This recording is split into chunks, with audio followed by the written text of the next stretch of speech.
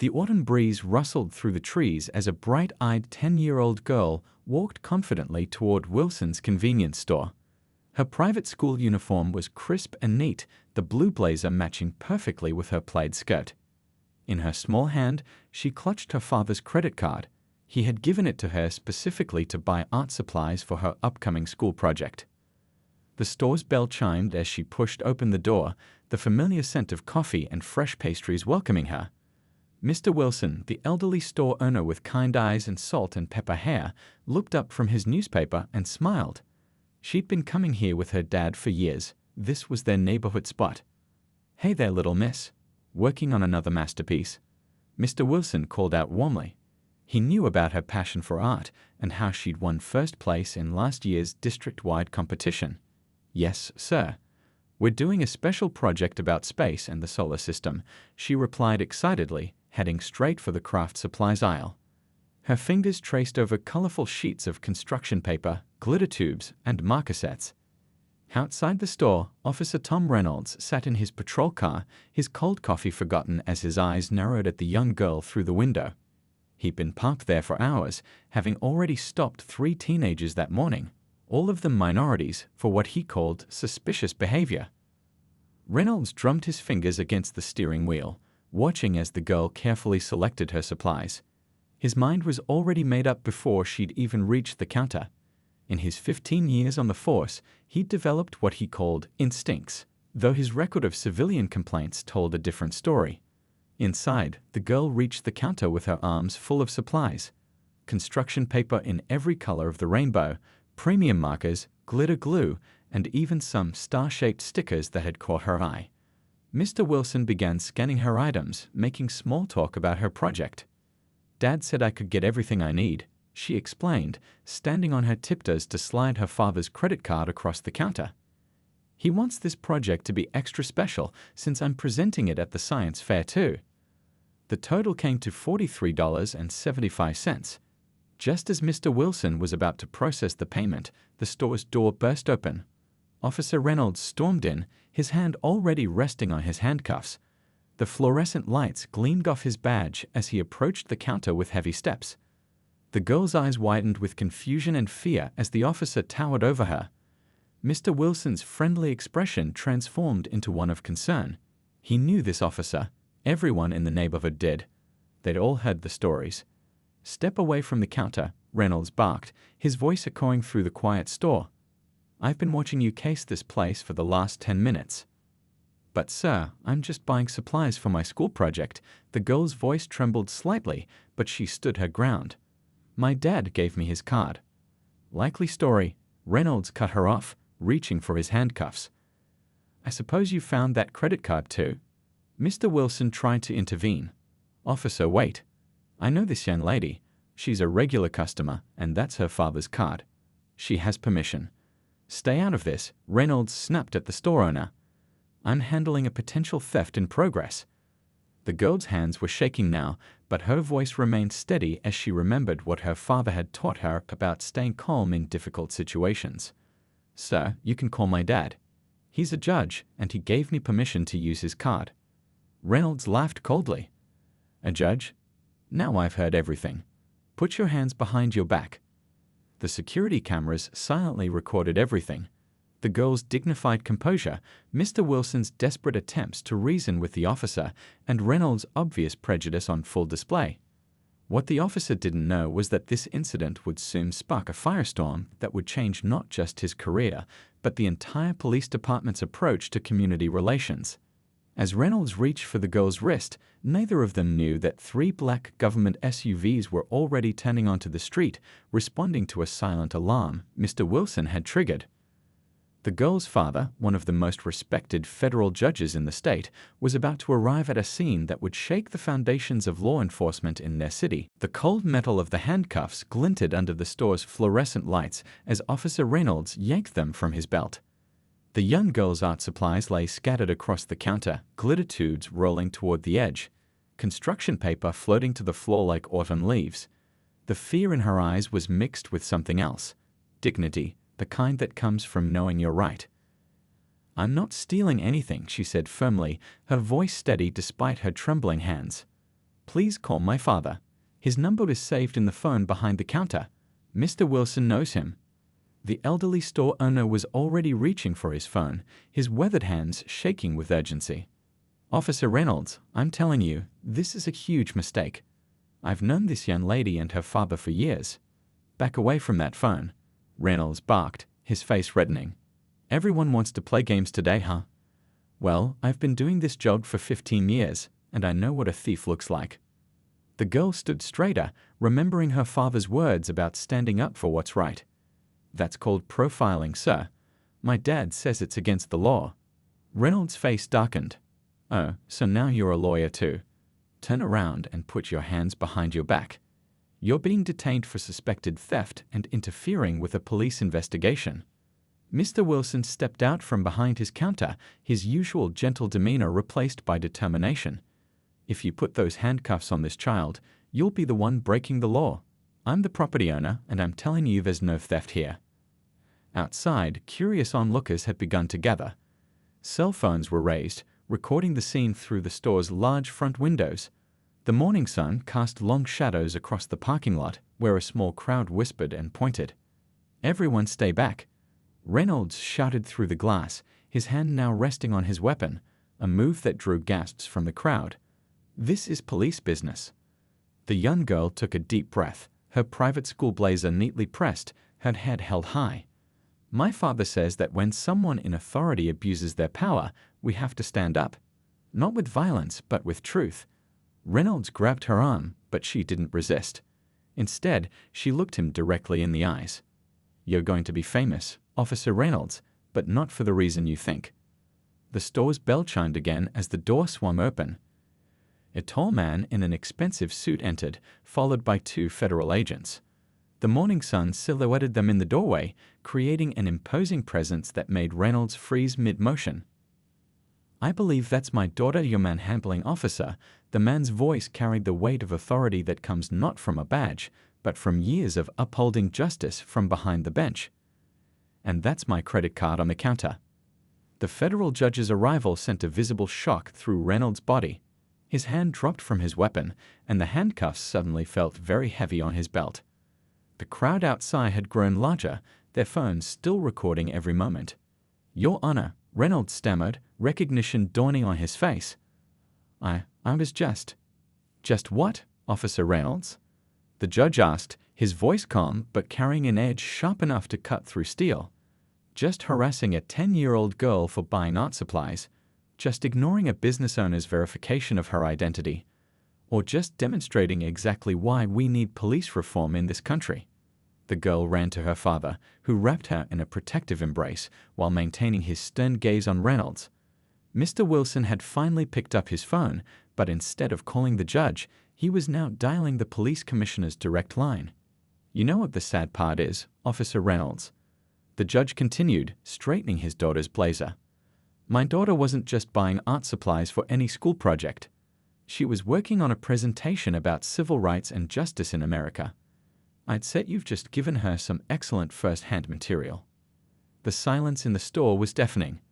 Outside, the crowd had grown to include local news reporters, their cameras capturing every moment of what would soon become a viral symbol of the ongoing struggle for equality in law enforcement. The morning sun cast long shadows through Wilson's convenience store windows as the federal judge stood firm, his presence filling the small space. His daughter remained close, her school uniform still neat despite the ordeal. Officer Reynolds' face had lost all color, his hand frozen mid-reach where he'd been grabbing for the young girl just moments before. "Commissioner," Mr. Wilson spoke into his phone, his voice carrying clearly in the tense silence. "Yes, you'll want to come down here right away. We have a situation involving Officer Reynolds and the federal judge's daughter." The crowd outside had grown larger, their phones recording every moment. News vans began pulling up, their satellite dishes reaching toward the sky like metal trees. The morning's events were about to become much bigger than a small-town story. "Your Honor," Reynolds stammered again, sweat beading on his forehead. "There's been a misunderstanding." "A misunderstanding?" The judge's voice was calm, but carried the weight of years spent delivering verdicts. "Let's review what I understand, Officer Reynolds. I understand you profiled my daughter based on her skin color." I understand you ignored a business owner's verification of her identity. I understand you were ready to handcuff a 10-year-old child for buying art supplies with her father's permission. One of the federal agents stepped forward, his badge gleaming. Officer Reynolds, we've been monitoring your activities for the past 6 months. This incident will be added to an ongoing federal investigation into civil rights violations within this police department. The young girl tugged at her father's sleeve. Dad, can I still get my art supplies? I really need to finish my project. The simple question from the child cut through the tension, reminding everyone present of the innocence that had been threatened. Mr. Wilson immediately began gathering the scattered supplies, picking up tubes of glitter and sheets of construction paper from the floor. Of course, sweetheart, the judge's voice softened as he addressed his daughter before turning back to Reynolds. Officer, I want you to watch this. Watch how a simple transaction should have gone. The judge pulled out his wallet and handed his credit card back to his daughter. She walked to the counter, her head held high, and properly paid for her supplies. Mr. Wilson bagged everything carefully, adding a few extra sheets of star-themed paper at no charge. Outside, police sirens wailed in the distance. The commissioner was on his way, along with internal affairs investigators. The federal agents had positioned themselves near the exits, though Reynolds made no move to leave. He stood frozen, watching as his career crumbled around him. You know what bothers me most? The judge addressed Reynolds while his daughter organized her art supplies. It's not just what you did today. It's thinking about all the other children who didn't have a federal judge for a parent. How many young lives have you impacted with your prejudice? How many kids went home crying, feeling less than human because of your instincts? The police commissioner's car pulled up outside, its lights flashing against the growing crowd of spectators and reporters. The morning sun had risen fully now, illuminating the scene like a spotlight on a stage where justice was about to be served. Dad. The young girl spoke up, her voice clear and confident despite everything that had happened. Can I add this to my presentation? About why we still need to fight for civil rights? The judge looked at his daughter with pride, amazed by her resilience and wisdom beyond her years. Yes, you can. But let's add something else too, about how change happens when good people stand up, when store owners don't stay silent, when communities come together to say enough. The commissioner entered the store, taking in the scene before him. Behind him, internal affairs investigators were already setting up their equipment, preparing to take statements. The federal agents stepped forward, ready to brief everyone on their ongoing investigation. Your badge and gun, Officer Reynolds, the commissioner held out his hand. Consider yourself suspended pending a full investigation. As Reynolds slowly unpinned his badge, his hands shaking, the young girl opened her bag of art supplies. She pulled out a sheet of paper and began sketching. When her father asked what she was drawing, she looked up with determined eyes. I'm drawing what justice looks like, she said simply. It looks like people being brave enough to stand up for what's right, even when they're scared. The morning's events had started with an officer's prejudice, but were ending with a lesson in justice, courage, and change. As the media cameras rolled and statements were taken, a young girl's art project about civil rights was becoming something much more powerful, a real-world example of why the fight for equality must continue. By sunset, the video had gone viral. Millions watched the security footage from Wilson's convenience store, showing a young girl in her school uniform being harassed by an officer simply for buying art supplies. The store's cameras had captured everything in crystal clear detail. Officer Reynolds' aggressive approach, Mr. Wilson's attempts to intervene, and the powerful moment when the federal judge arrived to protect his daughter. Local news stations camped outside the courthouse, their vans lined up like dominoes. Inside, the police commissioner held an emergency press conference, his face grave as he addressed the sea of reporters. What happened today is unacceptable, he stated firmly, gripping the podium. We've suspended Officer Reynolds pending a full investigation, and we're cooperating fully with federal authorities who have been monitoring similar incidents. The young girl sat in her father's chambers working on her art project. She had decided to change its focus. Instead of a simple presentation about space, she was now creating something more meaningful. Her fingers moved swiftly across the paper, drawing scenes from that morning, adding powerful words about justice and equality. Does it make you scared to go back to the store? A child psychologist asked gently, sitting across from her. The girl looked up from her drawing, her eyes clear and determined. No, Mr. Wilson's store is still my favorite place. Bad people shouldn't make us afraid of good places. Down the hall, the judge met with civil rights attorneys and community leaders. The incident had become a catalyst for change, but he wanted to ensure it led to real reforms, not just headlines. My daughter's experience is not unique, he explained, spreading out documents showing similar incidents across the city. She just happened to have a father in a position to fight back. How many other children don't? Social media exploded with support. #ArtSupplies Heil Black started trending, with parents sharing stories of their own children facing discrimination. Mr. Wilson's store became a symbol of allyship, with people praising how he stood up to protect his young customer. The police department's Internal Affairs Division worked through the night, reviewing Reynolds' body camera footage from previous months. What they found was disturbing. A clear pattern of targeting minority youths, often with the same aggressive approach he used that morning. "Look at this," one investigator said to another, pointing at his screen. Last month alone, he stopped 23 minority children, not a single white child. The pattern is impossible to ignore. Back at her home, the young girl spread her art supplies across the dining room table. Her mother watched proudly as she worked on what had become more than just a school project. It was now a testament to standing up against injustice. "Mom," she called out while carefully gluing letters onto her poster, "do you think other kids will understand why this is important?" Her mother sat down beside her, looking at the powerful images her daughter was creating. "Honey, you're showing them something very important, that one person's courage can spark change." The next morning, more details emerged about Officer Reynolds' history. Former complaints that had been buried were now surfacing. Other officers began coming forward, breaking the traditional code of silence to report similar incidents they'd witnessed. The judge received calls from civil rights organizations across the country, all wanting to use this incident to push for broader police reforms. But he remained focused on local change first, knowing that real transformation starts in individual communities.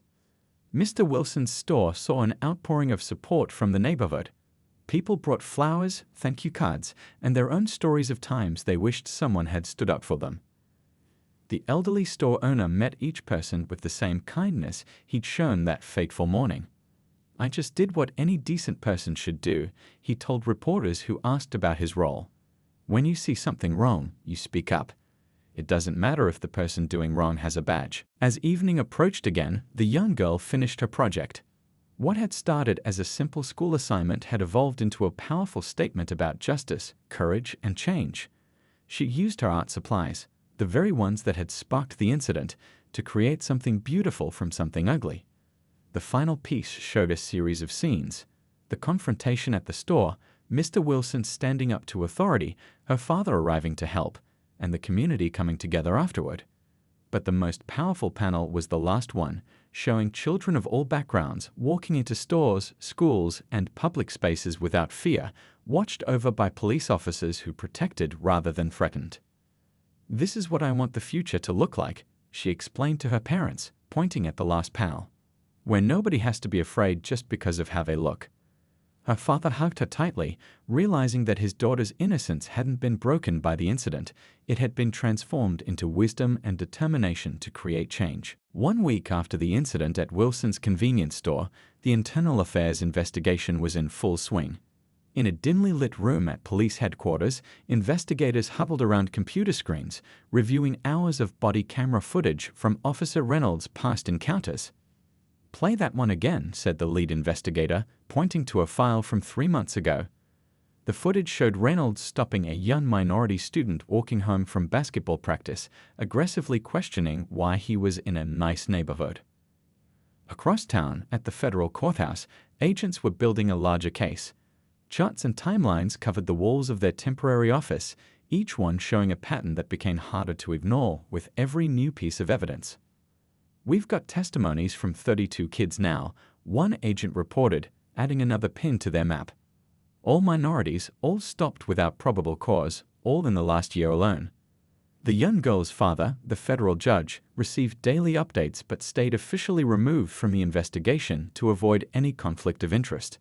Instead, he focused on supporting his daughter, who had become an unexpected symbol of resistance against police discrimination. At her school, the principal called a special assembly. The young girl stood on stage, her art project displayed behind her on a large screen. Her voice was clear and strong as she addressed her classmates. "I was scared that day," she admitted, "but I remembered what my dad always says: being brave doesn't mean you're not afraid. It means doing what's right even when you are afraid."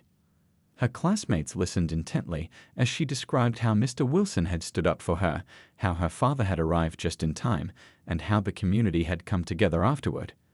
The art project behind her told the story in vibrant colors and powerful images. Back at police headquarters, more officers began breaking their silence. A young rookie approached internal affairs with trembling hands, but determination in his eyes. "I can't stay quiet anymore," he said, placing a personal diary on the investigator's desk. "I've been keeping track of Reynolds' activities during our shared shifts. The things I've seen." The diary contained detailed accounts of racial profiling, excessive force, and systematic harassment of minority youth. Each entry was dated, with times and locations carefully noted. The rookie had known this day would come. Meanwhile, community meetings sprang up across the city. Parents shared stories of their children being harassed, teachers spoke about students too afraid to walk home from school, and former victims of Reynolds found the courage to speak out. Local news stations dug deeper into Reynolds' history, uncovering a trail of buried complaints and suspicious transfers between precincts. A reporter discovered he'd been moved 3 times after similar incidents, each time avoiding serious consequences through what they called the blue wall of silence. "It stops here," the police commissioner announced at a press conference. "We're implementing new policies for officer accountability, mandatory body camera reviews, and community oversight of juvenile interactions." Mr. Wilson's store became a gathering place for community healing. He set up a small art corner where kids could come and draw, creating their own stories of hope and change. The wall behind the counter, once bare, now displayed dozens of children's artwork. The young girl visited the store again, this time with a special drawing for Mr. Wilson. It showed him standing tall at his counter, a protector of the community's children. Her father watched proudly as she presented it. "You taught me something important," she told the store owner. "One person who's not afraid to do the right thing can make a big difference." As the investigation continued, more evidence emerged. Security footage from other stores, dashboard cameras from patrol cars, and witness statements all painted a clear picture of systematic discrimination. The case against Reynolds was becoming impossible to ignore. Other police departments took notice. Chiefs from neighboring cities requested copies of the investigation findings, wanting to review their own officers' conduct and implement similar reforms. The young girl's art project, meanwhile, had grown into something bigger. A local museum asked to display it as part of an exhibition about social justice and community activism. Visitors stood silent before her work, moved by the simple yet powerful way she'd captured both the pain of discrimination and the hope for change. "Your daughter's art speaks volumes," the museum curator told the judge. "She's shown us that even our youngest citizens understand the importance of standing up against injustice." The investigation was nearing its end, but its impact would be felt for years to come. What started as one officer's prejudiced actions against a young girl buying art supplies had exposed a deeper problem and sparked real change in how police interacted with minority youth in their community. The courthouse buzzed with activity as Officer Reynolds faced his day of reckoning. The young girl sat between her parents in the front row, her school backpack still carrying the art supplies that had sparked this whole chain of events. The district attorney stood before the packed courtroom, presenting evidence that had shocked even the most seasoned legal observers. On the screen behind her, Reynolds' body camera footage played silently, showing incident after incident of racial profiling. Over the past 5 years, the DA announced, her voice firm, this officer has stopped more than 200 minority children without probable cause. The evidence shows a clear pattern of discrimination that cannot be ignored. Reynolds sat slumped in his chair, his former confidence replaced by defeat. His police union lawyer had advised him to plead guilty to civil rights violations in exchange for a lighter sentence. The judge presiding over the case, a different one from the young girl's father to avoid any conflict of interest, listened intently as witnesses came forward. Mr. Wilson's testimony was particularly moving. "I've owned my store for 30 years, the elderly store owner explained.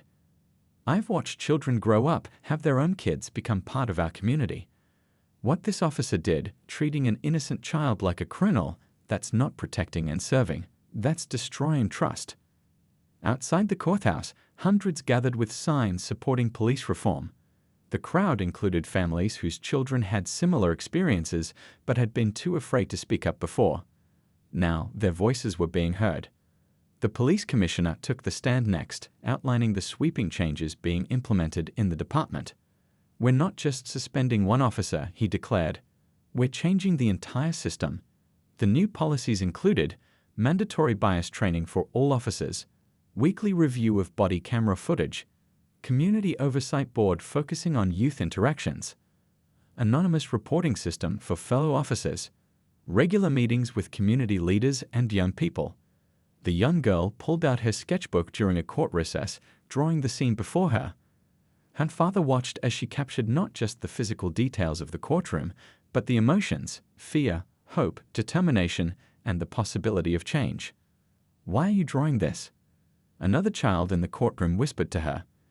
"Because sometimes pictures tell stories better than words," she replied, carefully shading in the judge's serious expression, "and this is a story that needs to be remembered." The district attorney presented her final evidence, statistics showing that Reynolds had never once stopped a white child under similar circumstances. The pattern was undeniable. When Reynolds finally stood to address the court, his voice was barely audible. "I never thought about the impact I was having," he admitted. "I told myself I was just doing my job, following my instincts. I was wrong." The judge leaned forward, his expression stern. "Your instincts were nothing but prejudice, and they've caused immeasurable harm to countless young lives. This ends today." The sentence came down. Reynolds would face jail time for civil rights violations. More importantly, his case would become required studying material at the police academy, an example of what happens when authority becomes abuse. After court adjourned, the young girl approached the podium with her father's permission.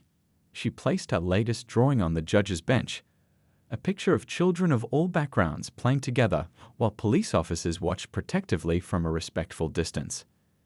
"This is what safety looks like," she explained to the judge, who smiled warmly at her artwork. "When police protect everyone equally." The police commissioner announced new youth outreach programs, including art classes taught by local artists at community centers.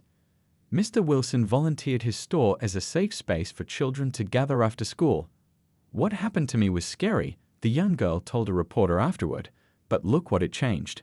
Sometimes bad things have to happen so good things can grow from them." Her father hugged her tightly, proud of how his daughter had turned trauma into triumph. The art supplies that had almost gotten her arrested were now being used to teach other kids about justice, equality, and the power of standing up for what's right. As they left the courthouse, a group of young officers approached them. They wanted to thank the girl for helping them see their job differently. "We became police officers to protect people," one said. "Your story reminded us what that really means." 1 year later, Wilson's convenience store looked very different.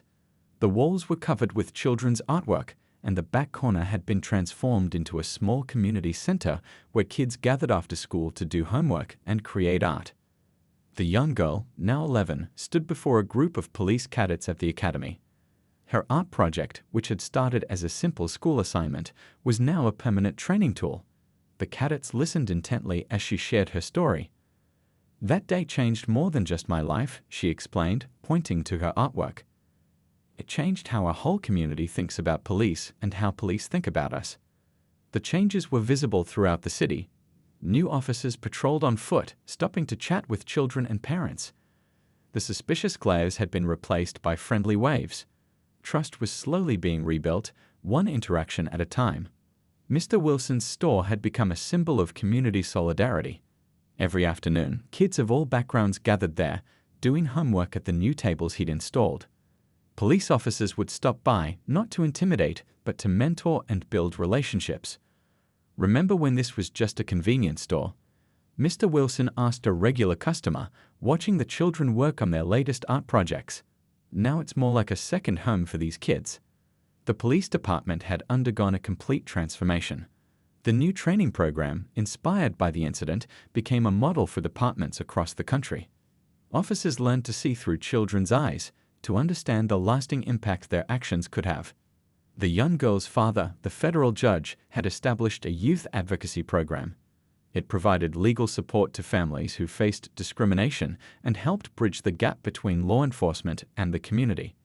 "My daughter taught me something important," he told a group of parents. "Sometimes the biggest changes start with the smallest moments." One art supply shopping trip exposed years of systemic problems and gave us the chance to fix them. The former Officer Reynolds case had led to a review of similar incidents nationwide. Police departments everywhere were implementing new policies for interactions with minority youth. The blue wall of silence was crumbling as more officers chose accountability over blind loyalty. The young girl's art had grown more sophisticated over the year. Her newest pieces showed police officers and community members working together, children playing freely without fear, and diverse groups coming together to solve problems. "What's different about these drawings?" she asked a group of visiting students, pointing to her before and after artwork. A small boy raised his hand. "In the old ones, people look scared. In the new ones, everyone's smiling." She nodded. "That's what real safety looks like. Not handcuffs and threats, but trust and respect." The city's crime rates had actually dropped since the reforms began. When people trusted the police, they were more likely to report problems and work together to find solutions. The us versus them mentality was fading. Local businesses followed Mr. Wilson's example, creating safe spaces for young people. The library started an after-school program, and the community center offered free art classes. The city felt more connected than ever. The young girl still visited Wilson's store regularly, but now she came to teach art to younger children. She helped them express their feelings about police, community, and justice through colors and shapes. "Sometimes bad experiences can lead to good changes," she told her young students. "But you have to be brave enough to stand up and speak out." One day, a new police officer stopped by the store during an art class. The children didn't tense up or fall silent like they might have a year ago. Instead, they invited her to join them in drawing. "What should I draw?" the officer asked, picking up a crayon. "Draw what you want the future to look like," the young girl suggested, smiling. "That's what we're all working on together." As the sun set outside Wilson's store, casting long shadows through the windows, the officer sat with the children, drawing her vision of a better tomorrow. The art supplies that had once almost led to an arrest were now building bridges between police and the community they served.